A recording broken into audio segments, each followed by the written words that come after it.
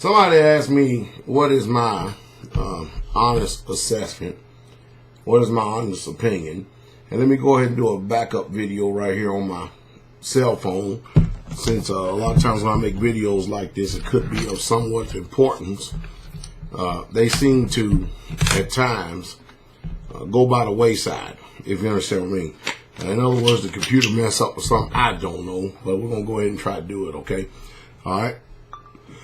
They asked me, they said, Pastor Dowell, what do you think about this whole Roy Moore and Doug Jones Senate race down in Alabama? Well, I'm going to give you what I know, okay?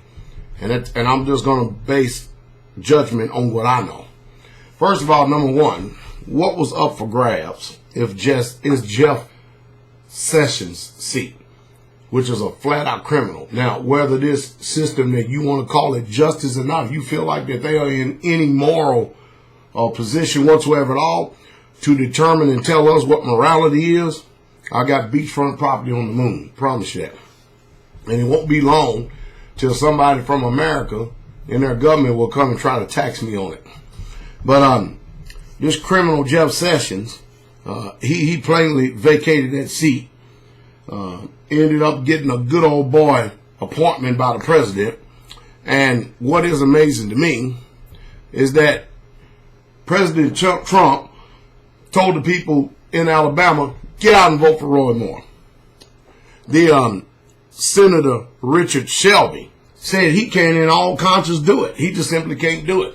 And the people listen to Senator Richard Shelby before they listen to Roy Moore. Before they listen to Donald Trump. So people today have more respect for their senators than they do the president.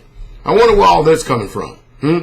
Now, in elections, I want to be fair and balanced. We should be running on policy. We should be. And you knew that the mudslinging was coming out. And boy, did they sling the mud. My question is, it seems like this is the season. It's supposed to be the season to be jolly, isn't it? But it seems like this is the season that people are coming back 20, 30, 40 years ago, accusing someone of sexual allegations. Isn't there such thing as the limitation of statute of limitations doctrine out there on some of this stuff? Are we living in a time now that people can just say these things and then all of a sudden they become fact? Do I know it to be true? I don't know. But if a mall bans you, saying you can't come around this mall because you're a peeper, I guess that's just saying a lot, isn't it? People accuse me of a lot of things. And yet it's still, I just let them roll with it. They can believe what they want to believe. I'm not trying to convince the world. Neither am I trying to garner favor with the world.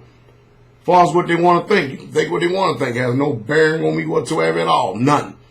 And I think that's the way the attitude should be for all of us. You think about this. This is what's appalling me in this country.